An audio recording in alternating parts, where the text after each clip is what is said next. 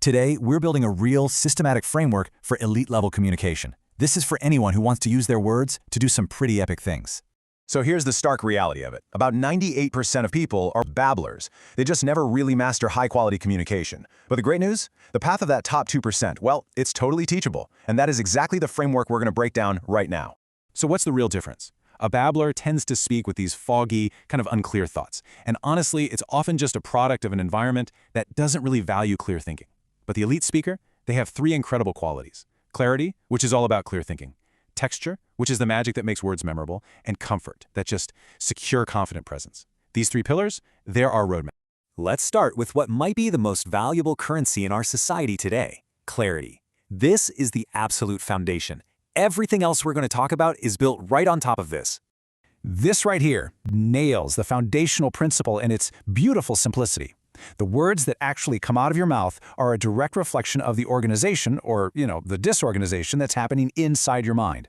You simply can't speak clearly if you don't think clearly. It's cause and effect. So how in the world we get that clear thinking? Well, it really comes down to managing two different dials. First up, your inputs. Think about the books, the content, the people that are shaping your mind. Elite speakers practice something called cognitive security. They actively defend their mental space. And second, you've got your outputs. This is your creative expression. The secret here is understanding that clarity isn't born perfect. Nope, it's forged through frequent, messy, imperfect attempts to get your thoughts out there.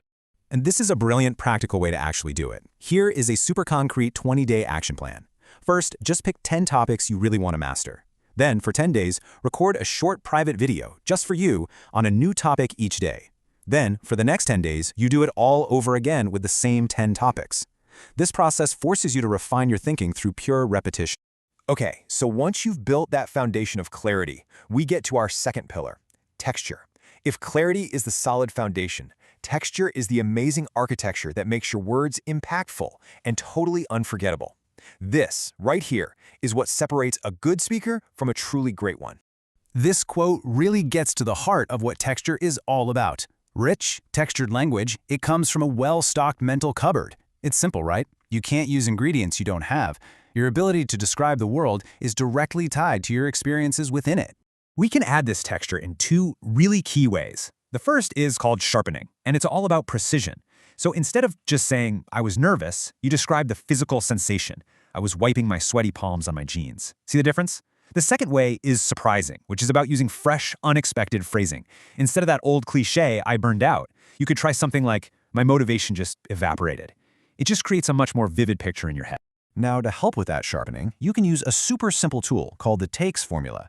It's an acronym that prompts you to draw on your 5 senses to make your descriptions pop. So what was the time? What did you hear? The audio. What did you feel? That's kinesthetic. What did you see with your eyes? And what did you smell? Seriously, using just one of these elements can breathe so much life into your words and ground your audience in a real, tangible experience. And that brings us to our final pillar, comfort. This is the thing that people often mistake for charisma. But true presence, that captivating quality, it doesn't come from being loud or flashy. It comes from a really deep-seated internal comfort. Here's the most crucial point about comfort. It isn't a skill you just, turn on when you need it. It is a state you have to cultivate through preparation. Think about it like an athlete warming up before a big game. An elite speaker prepares their internal state before they even open their mouth.